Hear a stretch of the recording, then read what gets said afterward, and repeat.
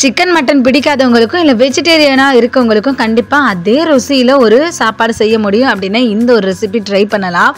இதுக்கு வந்து ஒரு அகலமான ஒரு பாத்திரத்தில் 2 டேபிள் ஸ்பூன் ரீஃபைண்ட் ஆயில், கொஞ்சம் போல் பட்டை, கிராம்பு, பெருஞ்சீரகம் சேர்த்துக்கிறேன்.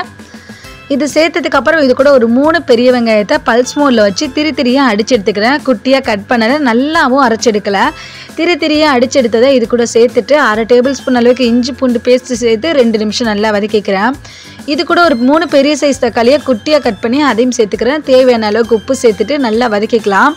வதக்கிட்டு 2 நிமிஷம் அப்படியே மூடி போட்டுருங்க மீடியமான ஃப்ளேமில். இன்றைக்கி நான் வந்து 200 கிராம் அளவுக்கு காளான் எடுத்திருக்கேன். இந்த காளானை ஃபுல்லாக நல்லா 2 வாட்டி தண்ணி வச்சு க்ளீன் பண்ணிக்கலாம்.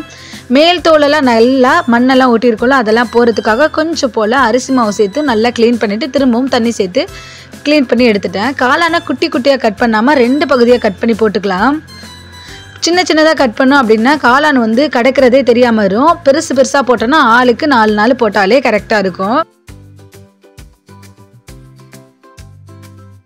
இப்போ நம்ம தக்காளி வெங்காயம்லாம் வதங்கிட்டு இருக்கல, இது கூட 3 டேபிள் ஸ்பூன் மட்டன் மசாலா சேர்த்துக்கலாம். 1 டேபிள் ஸ்பூன் அளவுக்கு தனியாத்தூள், 1/2 டேபிள் ஸ்பூன் அளவுக்கு ரெட் சில்லி பவுடர், 1/4 டீஸ்பூன் அளவுக்கு ஜீரகத்தூள், 1/4 டீஸ்பூன் மிளகுத்தூள், 1/4 டீஸ்பூன் மஞ்சள் தூள் சேர்த்துட்டு இது எல்லாத்தையும் நல்லா மிக்ஸ் பண்ணிவிட்டு தேவையான அளவுக்கு தண்ணி சேர்த்து தண்ணி நல்லா கொதிச்சணும் இந்த காளானை சேர்த்துக்கலாம். காளானை சேர்த்துட்டு ஒரு 5 நிமிஷம் மூடி போட்டுருங்க. தேவையான அளவுக்கு உப்பு இருக்கான்னு சரி பார்த்துக்கோங்க.